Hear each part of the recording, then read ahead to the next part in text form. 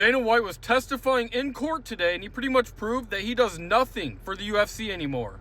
In the UFC antitrust lawsuit that Dana White is involved in, fighters are saying that the UFC is allegedly a monopoly that pays fighters way too little, forces bad contracts, and blocks big group lawsuits. They are also accusing Dana White of deleting and hiding phone messages and evidence that they were supposed to turn over. Here's where Dana White says he contributes almost nothing to the UFC anymore. He stated he no longer handles UFC matchmaking, saying he doesn't really do that anymore since Hunter Campbell has joined the organization. Dana White also claimed that he has absolutely less than zero involvement in negotiating fighter contracts.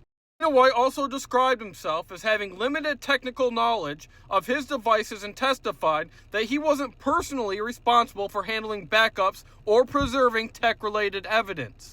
Dana White is obviously trying to cover for himself, but in the process, he is also admitting that he pretty much does nothing for the UFC anymore. It makes sense why Dana White is so uninterested in the UFC as a whole.